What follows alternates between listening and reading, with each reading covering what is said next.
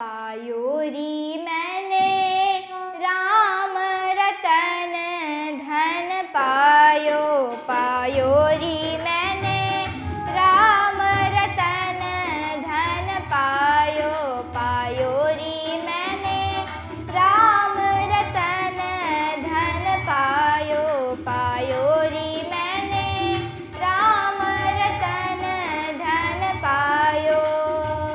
वस्तु अमौलिक दी मेरे सतगुरु, वस्तु अमौलिक दी मेरे सतगुरु, कृपा कृपा करी अपनायो, पायोरी मैंने राम रतन धन पायो, पायोरी मैंने राम रतन धन पायो, पायोरी मैंने राम अमौलिक दी मेरे सतगुरु,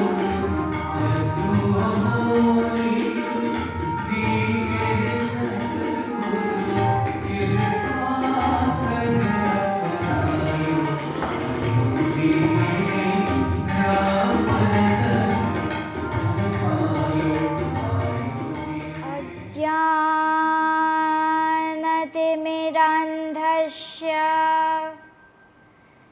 ज्ञानाञ्जनशलाकया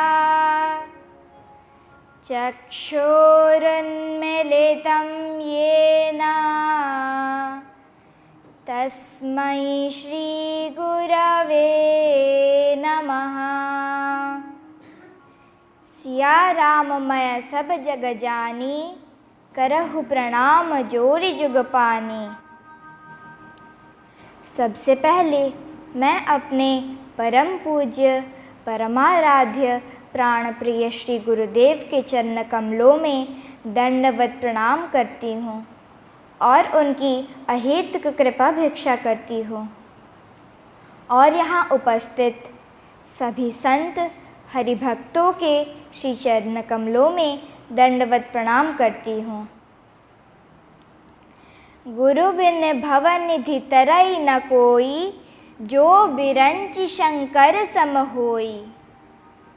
आज मैं अपने गुरुदेव की कृपा से ही यहाँ बैठी हूँ, उनकी कृपा से ही यहाँ उपस्थित हुई हूँ। मेरा भाव यही था कि मैं ठाकुर जी को उनके जन्मोत्सव पर उनको कथा सुनाऊं। उनको भक्त चरित्र सबसे प्रिय है, इसलिए मैंने यह विचारा था कि मैं उन्हें भक्त चरित्र ही सुनाऊंगी। इसी भाव से मैंने भक्त चरित्र कहा था। राधे गोविंद भजो राधे भजो राधे गोविंद, राधे गोविंद भजो राधे भजो राधे गोविंद, राधे गोविंद भजो राधे भजो राधे गोविंद, राधे गोविंद भजो राधे भजो राधे गोविंद, राधे राधे राधे राधे राधे गोविंद, राधे राधे राधे राधे राधे गोविंद, भजो भजो भजो भैया राधे गोविंद, भजो भजो भजो भैया राधे गोविंद, जपो जपो जपो भैया राधे गोविंद, जपो जपो जपो भैया राधे गोविंद, राधे गोविंद भजो राधे भजो राधे गोविंद, राधे गोविंद भजो राधे भजो राधे गोविंद, राधे गोविंद भजो राधे भजो राधे गोविंद। एक दिन की बात है, उदाबाई को तो पता था कि मीरा का प्राण गिरधर में बसता है, तो उन्होंने उनके देवर को कहा और सिखाने लगे कि मीरा का नाश कैसे हो। तो उन्होंने कहा, भैसा, मीरा का प्राण गिरधर में बसता है। हम एक काम करते हैं, गिरधर को लाकर उनकी प्रतिमा को पटक देते हैं कुएं में। तो उन्होंने रात्रि को एक चोर को बुलाकर कुएं में गिरधर गोपाल को पटक दिया। और फिर सुबह जब मीरा आई मंगला के समय बट खोलने के लिए गिरधर गोपाल का, तो देखा गिरधर गोपाल नहीं है। तो उन्होंने हाँ गिरधर कहकर वहीं अचेत होकर गिर पड़ी और कहने लगी, मैं क्या करूं, कहाँ जाऊं, किससे कहूं, किम करोति कदच्छामि कस्य पादे लुठाम्यहम्। मेरे गिरधर को लाओ, नहीं तो मैं मर जाऊंगी। मीराबाई की सहेलियां उन्हें संभालने लगी। बाई साहब, धीरज रखिए, गिरधर मिल जाएंगे, वो स्वयं आ जाएंगे आपके पास, धीरज रखिए। वहाँ उदाबाई विक्रम को कहने लगी, देखिए भाई साहब, 2 दिन से मीरा भाभी ने कुछ खाया पिया नहीं। कल को निश्चित ही खबर मिल जाएगी कि मीरा मर गई, हमारा काम हो जाएगा। तो अगले दिन जैसे ही मीराबाई की सहेली पट खोलने के लिए, मीराबाई को संभालने के लिए मंगला के समय आई, तो देखती है कि जिस सिंहासन पर 2 दिन से गिरधर गोपाल नहीं बैठे थे, वहाँ आज गिरधर गोपाल बैठकर मुरली बजा रहे हैं। बोल मीरा माँ की जय। बाईसा देखो, आपके गिरधर आ गए। अच्छा, मेरे गिरधर आ गए। मीरा तो वहीं नाचने लगी। वहाँ उदाबाई सोचने लगी, कब मीरा के मरने की खबर आएगी, कब मीरा के मरने की खबर आएगी। पर वहाँ से तो ढोल नगाड़े बजने की आवाज़ आ रहे थे, नंदोत्सव मनाया जाने लग रहा था। उदाबाई विक्रम को बोलने लगी, मूर्ति चमत्कारी है शायद, इसीलिए वापस आ गई, नहीं तो हमने तो इसे कुएं में पटक दिया था, फिर कहाँ से आती, चमत्कारी ही है। फिर वैसे बहुत सारे प्रयास किए विक्रम और उदाबाई ने मिलकर मीराबाई को मारने के लिए, पर सब विफल हो गया। ज्यों-ज्यों विक्रम का क्रोध बढ़ता गया, त्यों-त्यों मीरा का यश भी बढ़ता गया। और एक नया षड्यंत्र रचा गया। एक दिन उदाबाई ने विक्रम से कहा, भाई साहब, इतने प्रयास कर दिए पर सब विफल हो गया। अब तो केवल एक ही उपाय है कि चरणामृत में जहर मिलाकर भाभी को दे देते हैं तो मरेगी। तो विराज वैद्य को बुलाया गया और उससे कहा, सुनो, सबसे खतरनाक वाला जहर निकाल कर दो। वैद्य बोला, राणा जी, पर वो तो ज़मीन के नीचे 10 फुट नीचे गाढ़ा हुआ है, ज़मीन के अंदर। अरे निकालो निकालो। राणा जी, पर वो तो हमारे दुश्मनों को भी नहीं दिया जाता। अरे तो ज़्यादा पंचायती मत कर, तू नौकर है राजा का, जो बोला जा रहा है वो कर। ठीक है, बेचारा समझ नहीं पाया। जहर निकाला गया, चरणामृत में 2 बूंद जहर मिलाया गया और फिर राजा ने नौकर को कहा, ले जाओ इसे, मीरा को दे देना और उसे कहना ठाकुर जी का चरणामृत है ये। तो राजवैद्य ने अपने कानों पर हाथ दे दिया और कहा, हे भगवान, ये कैसा पाप कर दिया आपने मुझसे, अब मैं क्या करूं? राणा जी, वो विष मीरा को बिल्कुल मत दीजिए, ये बिल्कुल उचित नहीं है उनके लिए। मीरा भक्त है, उनके साथ आप ऐसा मत कीजिए। राणा जी ने बोला, चुप कर, तू नौकर है राजा का, जैसा कहा जा रहा है वैसा कर। वैद्य तो कुछ नहीं कह सका, पर वो वहीं पर खड़ा रह गया। ये घटना जब घट रही थी तब मीराबाई की एक सहेली वहाँ से गुज़र रही थी, राणा जी के महल के पास से।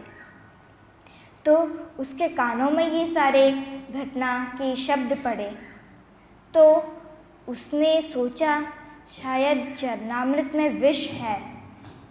तो वो दौड़ी दौड़ी मीराबाई के पास गई और सोचने लगी, अरे बाईसा ने अगर पी लिया तो क्या होगा, मैं रोकूं बाईसा को, मैं रोकूं बाईसा को। यह कहते कहते वो मीराबाई जी के पास दौड़ती दौड़ती गई। वो नौकर आगे बढ़ चुका था। जब तक वो दासी पहुंचती तब तक वो नौकर उससे पहले मीराबाई के पास पहुंच चुका था और उसने मीराबाई से कहा, मीरा जी, ये चरणामृत है ठाकुर जी का, आपके लिए भेजा गया है। चरणामृत मेरे ठाकुर का? कितनी बड़ी कृपा है, घर बैठे ही चरणामृत मिल गया मुझे। आहा, कितने दयालु है मेरे ठाकुर। दो, मुझे दो। मीरा जब चरणामृत को प्रणाम करके होठों से लगाकर पीने ही जा रही थी कि उसके अंदर वो दासी आ गई और कहने लगी, बाईसा रुक जाइए, बाईसा रुक जाइए। पर मीरा बोली, क्या हुआ? बाईसा, ये विष है, राणा जी ने आपको मारने के लिए चरणामृत में विष डालकर भेजा है। अरे इसमें विष है ये तो तू कह रही है, मुझे तो ये देते समय कहा गया था ये चरणामृत है ठाकुर का। अरे विष अगर होगा भी तो क्या हो जाएगा, कभी तो मरना ही है, चरणामृत पी के ही मर जाऊंगी, कोई बात नहीं। अगर मैं चरणामृत को विष जानकर न पीऊँगी तो इससे चरणामृत की महिमा घट जाएगी और प्राणों की महिमा बढ़ जाएगी, इसलिए मरना है तो कभी मर जाऊंगी, कोई बात नहीं। एक शंकर भगवान थे जिन्होंने देवताओं की विनती पर जगत कल्याण के लिए विष को पान किया था, और दूसरी हमारी मीराबाई जो सिर्फ चरणामृत की महिमा बढ़ाने के लिए विष का पान किया था। तो मीराबाई ने होठों से लगाकर विष को पूरा पी लिया। चरणामृत में विष डाला गया था ना, उस विष के कटोरे को पूरा पी गई मीरा। और पीने के बाद लोग सोचने लगे अब मरेगी, अब मरेगी। पर मीरा तो उसे पीने के बाद नाचने लगी। मीरा ऐसे नाचने लगी जैसे कुछ हुआ ही नहीं हो, अमृत पी गई हो। लोग सब देखते रह गए। वहाँ उदाबाई और विक्रम सोचने लगे अब मीरा के मरने की खबर आएगी, हमारा काम खत्म हो जाएगा। पर वहाँ से तो मीरा की घुंघरू की आवाज़ आने लगी, मीरा नाचने की आवाज़ आने लगी। तो विक्रम ने पूछा, क्या हुआ, क्या हुआ? तो उदा ने कहा, जो हमेशा हुआ वो अब भी हुआ, जहर पी के मीरा न मरी। अरे जहर नकली दे दिया था शायद वैद्य ने, इसीलिए तो मीरा नहीं मरी। कटोरा मंगवाया गया।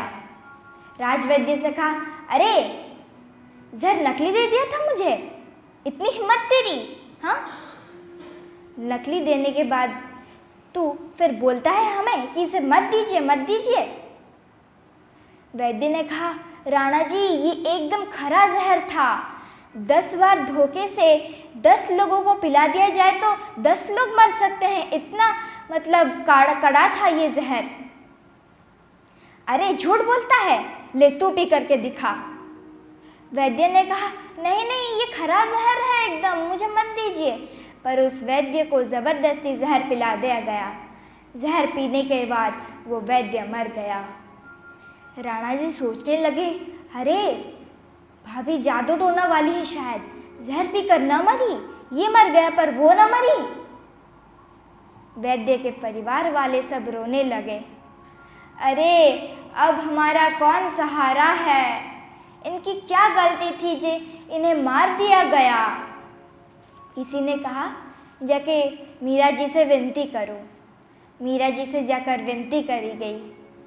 मीराबाई ने ठाकुर जी से कहा मन ही मन, हे सांवरा, हे सांवरे, हे श्याम सुंदर, मेरे कारण एक वैद्य को मरना पड़ा। मेरी परीक्षा के लिए राणा जी ने ऐसा किया। मेरे कारण कोई जीव दुख पहुंचना नहीं चाहिए, कोई जीव को, मेरे कारण किसी जीव को मरना नहीं चाहिए। भक्त का हृदय तो कोमल होता है। तो मीरा ने ठाकुर जी से विनती करी तो मीराबाई ने उसके बाद ठाकुर जी का चरणामृत लाके वैद्य के मुख में दिया। वैद्य के मुख में चरणामृत देने के बाद वैद्य तो एकदम जीवित हो उठा। सब लोग ये दृश्य देखते रह गए। जो लोग मीरा जी से नफरत करते थे, उनको बुरा भला कहते थे, वे आज धीरे धीरे मीराबाई जी का अनुसरण करने लगे। और जो उदाबाई कब से मीराबाई का अनुसरण करने के लिए राजी ही नहीं थी, वो आज मीराबाई का अनुसरण करने लगी। आके मीराबाई के चरण पकड़ लिए। भाभी साहब, मुझे माफ़ कर दीजिए, मुझे क्षमा कर दीजिए। मैंने आपको सामान्य व्यक्ति जानकर कितना दुख पहुंचाया। आप धन्य हैं, आपके गिरधर गोपाल धन्य हैं। आपको कितना दुख दिया हमने, पर आप अपनी भक्ति में अटल रही। आप डगमगाई नहीं आपके भक्ति में।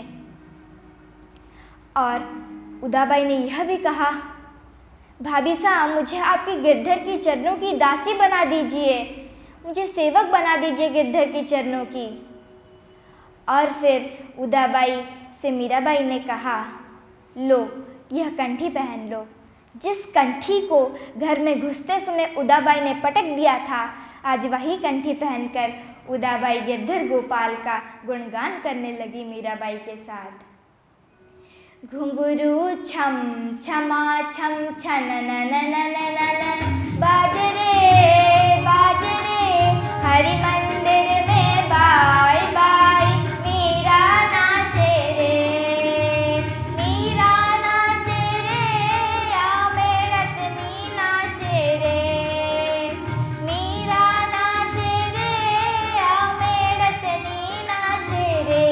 घुंघरू छम छमा छम छनननननन बाजे रे हरि मंदिर में बाई बाई मीरा नाचे रे।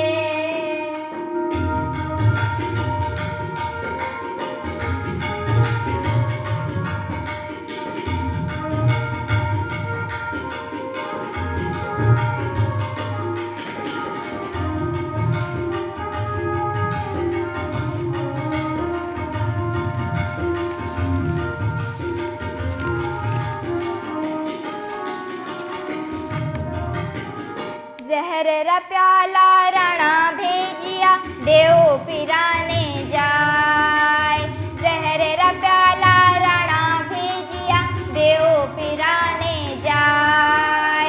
कर चरणामृत पी गई रे, कर चरणामृत पी गई रे। तू जाने गोपाल हो, तू जाने गोपाल। घुंघरू छम छमा छम छनननननन बाज रे हरि मंदिर में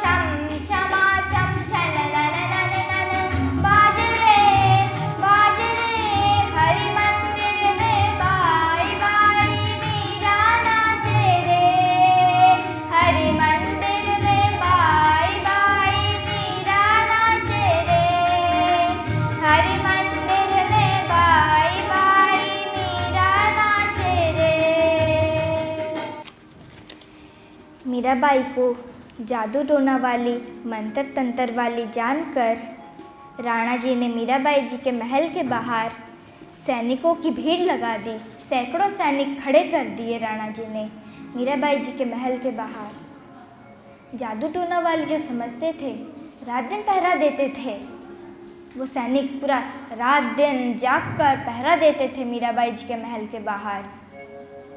तो मीराबाई जी की भाव भक्ति थी कि वो रात्रि को गिरधर गोपाल के साथ बातचीत करती थी।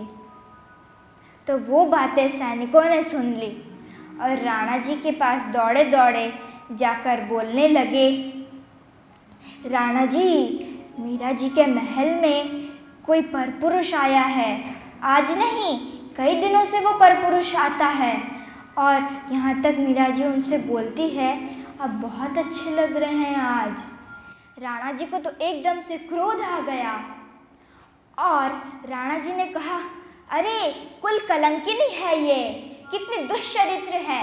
मेरे भाई को गए हुए अभी कुछ ही समय हुए हैं, मेरे भाभी को देखो कितने दुष्चरित्र निकली ये। मैं तो समझता था सिर्फ जादू टोना मंत्र तंत्र करती है, लेकिन ये तो पाखंड करने लग गई। अरे कितनी दुष्चरित्र है। राणा जी को इतना क्रोध आ गया कि वो तलवार लेकर मीरा जी के महल के पास चले गए और दरवाजा खटखटाने लगे, खोल द्वार खोल, ए मीरा खोल, क्या बंद करके रखा है द्वार अपना। मीरा ने द्वार खोला और कहा, कहाँ छुपा के रखा है उस पुरुष को। किस पुरुष की बात कर रहे हो तुम राणा? अरे जिसके साथ तो रात भर बातें करती है, कुल कलंकिनी। पूछती है किसको ढूंढ रहे हो, कहाँ है वो पुरुष।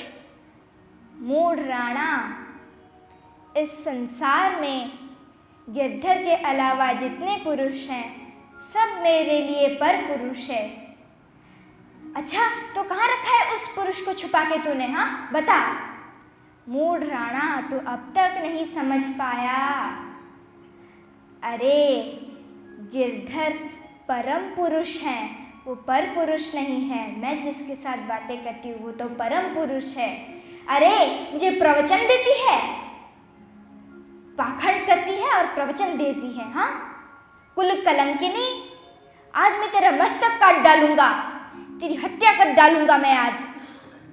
जब राणा तलवार उठाकर मीरा का मस्तक काटने ही जा रहे थे कि तभी ले तलवार राणा मारण ने आयो, ले तलवार राणा मारण ने आयो, ले तलवार राणा मारण ने आयो।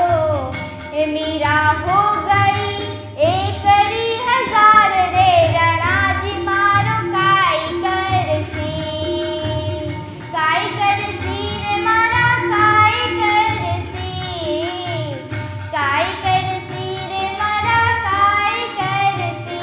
मारा सिर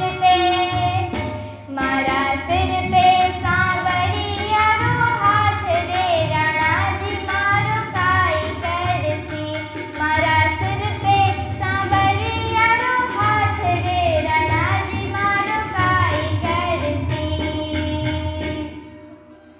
जब राणा जी मस्तक काटने को उद्यत हुए तो तभी जहाँ पर एक मीरा थी वहाँ पर 1000 मीरा प्रकट हो गई। बोलिए मीराबाई की जय। 1000 मीरा जब प्रकट हो गई तब राणा जी एकदम से घबरा गए और सोचने लगे किसको मारूं, या मीरा, मीरा या मीरा।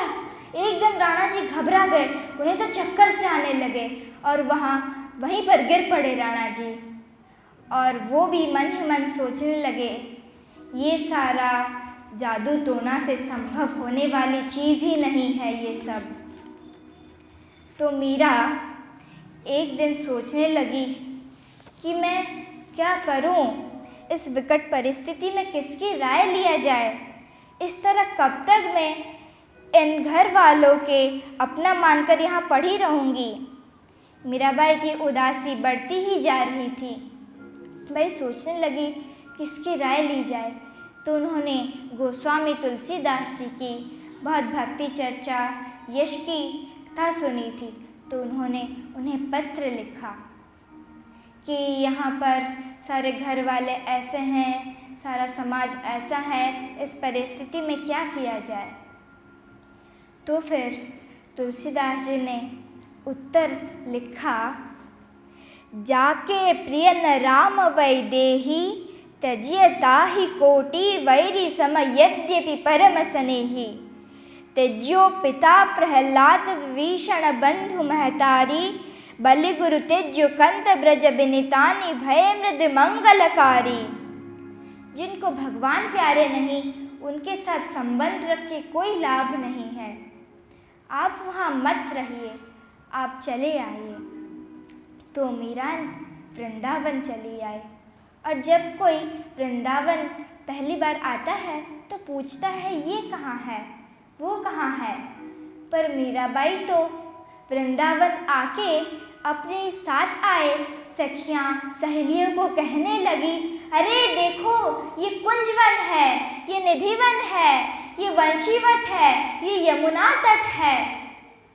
मीराबाई को जैसे सब मालूम हो, जैसे वो यहीं की ही रहने वाली हो। आप लोग तो प्रथम दिन से सुन चुके हैं कि मीराबाई जी का संबंध इससे रहा ही है। मीराबाई जी अपने पूर्व जन्म में ब्रज की एक गोपी ही थी, माधवी सखी नाम था उनका, तो इससे उनका संबंध रहा ही है। तो वे सोचने लगे, ब्रज में आई हूँ तो ब्रज के संत का तो दर्शन करना ही चाहिए। तो उन्हें पता चला कि यहाँ पर जीव गोस्वामी रहते हैं। तो वे गए और जीव गोस्वामी पास जहाँ रहते थे वहाँ उन्हें दर्शन करने के लिए गए। तो उनके शिष्यों ने कहा, हमारे गुरुजी यूँ किसी से मिलते नहीं हैं, हम ज़रा पूछ के आते हैं। तो वे जब पूछने के लिए गए उनके गुरुजी से, गुरुजी ने कहा, हमारा नियम है, हम स्त्रियों का मुख नहीं देखते हैं। तो फिर जब ये बात उनके शिष्यों ने मीराबाई जी से कहा तो मीराबाई जी ने कहा, गोस्वामी जी से बस इतना कह दीजिएगा कि मुझे तो पता था कि ब्रज में बस एक ही पुरुष है, बाकी सब सखियाँ हैं, बस एक गिरधर गोपाल ही पुरुष है। पर आज पता चला यहाँ एक पुरुष और भी रहता है, यहाँ एक व्यक्ति और भी रहता है। यह बात जब गोस्वामी पाद ने सुनी, जीव गोस्वामी ने, तब वे कहने लगे, अरे ऐसी बात कोई सामान्य स्थिति का व्यक्ति नहीं कर सकता। वे दौड़े दौड़े मीराबाई जी के पास गए और फिर वार्तालाप हुआ, मिलन हुआ। फिर मीराबाई वृंदावन में रही, ब्रज के रसिकों को बहुत आनंद मिला। और फिर मीराबाई को प्रेरणा हुई कि मुझे द्वारिका जी जाना चाहिए। तो मीराबाई जी कीर्तन करते करते द्वारिकापुरी में आई और वहीं द्वारिकाधीश के सामने पद गाना, नृत्य करना उनका नित्य का नियम हो गया। बहुत दूर दूर से भी लोग आते थे मीराबाई जी का दर्शन करने के लिए। और मीराबाई के जाते ही मेवाड़ तो एकदम उजड़ सा गया था। तो मेवाड़ के राजपुरोहित आए और मीराबाई जी से बोले, आप वापस चले जाइए, आप जब से गई हैं तब मेड़ता का भाग्य एकदम उजड़ गया है। नहीं नहीं, मैं अपने लक्ष्य में पहुंच चुकी हूँ, मीराबाई जी ने कहा। अब मुझे कहीं नहीं जाना, मैं अपने लक्ष्य स्थल पर पहुंच गई हूँ। राजपुरोहितों ने कहा, आप हमारे साथ अगर नहीं चलेंगे तो हम अनशन करेंगे, अन्न जल का त्याग करेंगे। तो मीराबाई जी ने फिर गिरधर को प्रार्थना किया, हे गिरधर, मैं आपके चरणों में ही तो आई हूँ, मैं आपकी ही तो हूँ, आपकी ही सदा रहूँगी। मुझे आज ये सब लोग क्यों ऐसे ले जाने की बात कर रहे हैं? मेरे कारण कोई ब्राह्मण भूखा भी मरना भी नहीं चाहिए, मैं क्या करूँ?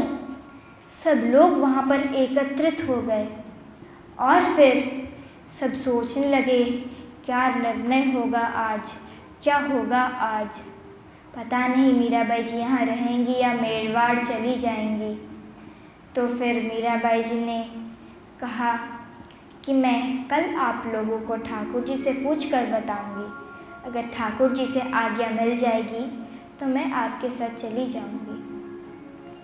तो दूसरे दिन प्रातःकाल मीराबाई जी फिर आई तो राजपुरोहितों से कहा, मैं ठाकुर जी से पूछ के आती हूँ। तो फिर द्वारिकाधीश के मंदिर के पुजारी जी से कहा, पुजारी जी आज मुझे अंदर गर्भगृह में जाने की अनुमति मिल सकती है क्या? पुजारी जी ने कहा, आपको कौन रोकेगा, आप जाइए अंदर। मीराबाई जी गई, गिरधर के सामने, द्वारिकाधीश के सामने बोलने लगी, हे सांवरिया, हे द्वारिकाधीश, मुझे आप अपने चरणों में रखिए। आप अपने चरणों में ही तो मुझे रखे हैं यहाँ पर। आप अपने चरणों से मुझे दूर ले जाने की बात क्यों करते हैं? ये राजपुरोहित क्या कह रहे हैं? मुझे दूर ले जाने की बात बोल रहे हैं ये राजपुरोहित। आप ऐसा क्यों चाहते हो? हे द्वारिकाधीश, आप कृपा करिए, मुझे अपने चरणों से दूर ना करिए। हे द्वारिकाधीश, कृपा करिए।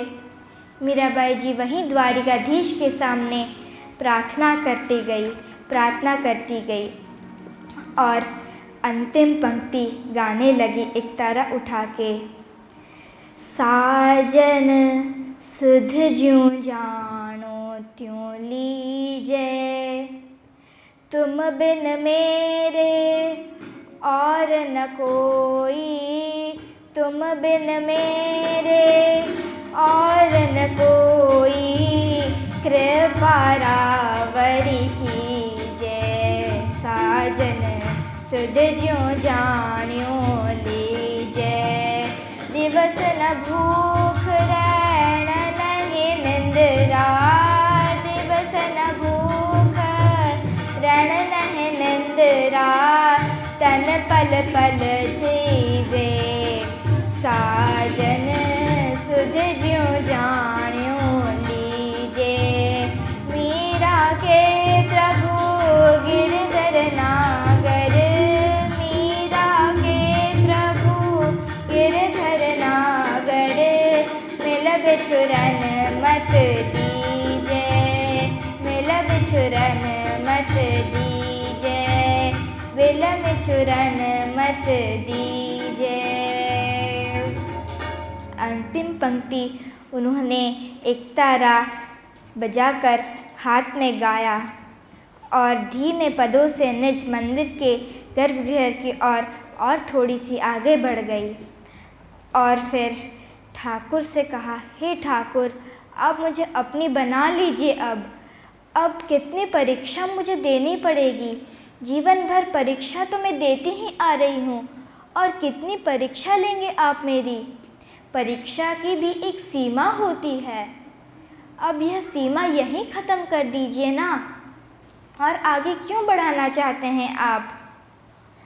मीरा मिल बिछुरन मत, यह चौथी पंक्ति उनके मुख से आधी ही निकली थी कि वहीं पर अद्भुत प्रकाश प्रकट हो गया और सामने द्वारिकाधीश प्रकट हो गए और फिर वे मीराबाई के सामने आकर दूल्हा वेश में खड़े हो गए। मीराबाई जब झुक के उन्हें प्रणाम करने के लिए गए थी तो भक्तजनों को शरण देने वाले, अभय दान देने वाले सब उनके चरणों में ही उन्हें दिखाई दिया। फिर अचानक से सारे मंदिर लुप्त हो गए, घंटे लुप्त हो गए, सिंहासन लुप्त हो गया और केवल प्रकाश में द्वारिकाधीश और मीराबाई जी ही खड़ी थी। धीरे धीरे मीराबाई जी श्री ठाकुर जी के और जैसे ही बढ़ती गई, मीराबाई जी श्री द्वारिकाधीश जी के अंदर विलीन हो गई, समा गई। मीराबाई जी की जय हो। समा गई जैसे ही घंटे बजने लगे, मृदंग बजने लगे, सब अपने आप ही बजने लगे।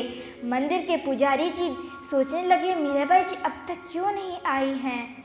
तो वे अंदर जाके वे देखे तो मीराबाई जी अंदर कहीं भी नहीं है, कहीं पर भी दिखाई नहीं दे रही है मीराबाई जी अंदर। अरे कहाँ चली गई? तो उन्होंने द्वारिकाधीश जी के छाती के पास मीराबाई जी की ओढ़नी का एक छोर दिखाई दिया उन्हें। वे जान गए कि मीराबाई जी द्वारिकाधीश जी के अंदर विलीन हो गई हैं। ठाकुर जी भी मीराबाई जी को पूर्णतः अपने अंदर नहीं समा पाए थे। वे सबको दिखाना चाहते थे कि मीरा मेरे अंदर समा गई है, इसलिए एक छोटा सा ओढ़नी का छोर अपने छाती के बाहर लटकने दे दिया मीराबाई जी के ओढ़नी का छोर। तो जब राजपुरोहित आए और पूछे मीराबाई जी कहाँ हैं, तो फिर पंडित जी ने कहा मीराबाई जी अंदर कहीं नहीं हैं। और ये घंटे क्यों बजने लग रहे हैं अपने आप? मुझे लगता है मीराबाई जी ठाकुर जी में विलीन हो गई हैं। अरे ये ऐसे कैसे हो सकता है? अरे हमें मंदिर में जाने की अनुमति मिलेगी क्या? हाँ, अब अंदर ज़रूर जा सकते हैं। वैसे तो मुझे मंदिर को धोना ही है। तो फिर राजपुरोहितों ने नीचे देखा, दीवार में देखा, कहीं से चली तो नहीं गई। तो फिर पर कहीं से भी कोई सुराग नहीं मिला। तो उन्होंने भी सोचने लगे शायद गिरधर में द्वारिकाधीश जी में ही मीराबाई जी समा गई है। समाने के बाद सब लोग तो आश्चर्य हो गए कि मीराबाई जी समा गई। अरे ऐसे कैसे समा गई? समा तो गई, अब हम क्या करें? तो फिर सब लोगों ने जय घोष दोहराया, मीरा माँ की जय, मीरा माँ की जय, मीरा माँ की जय। सब लोगों ने जय घोष दोहराया और फिर सब लोग बाहर प्रणाम करके फिर वहीं पर खड़े होके मीराबाई जी की सखियाँ को संभालने लगी। सब सखियाँ तो उनकी रुदन करने लगी। अरे हमारी बाईसा कहाँ चली गई? हमको छोड़ के ठाकुर जी में कैसे चली गई हमारी बाईसा? हमें क्यों नहीं लिया? हमें लेके तो जाती, हमने जीवन भर इतना निभाया था, हमें अंतिम वक्त में साथ लेके तो चली जाती। रुदन करती रहीं वे सब। नृत्य तनूपुर बांध के गावत लेकर ताल, देखत ही हरि में मिली तृण समगनी संसार। मीरा को निज लीन किए नागर नंद किशोर, जग प्रतीत हित नाथ मुख रहियो चुनरी छोर। आइए हम सब भी मीरा माँ जी के नाम संकीर्तन करते हैं ठाकुर जी के साथ।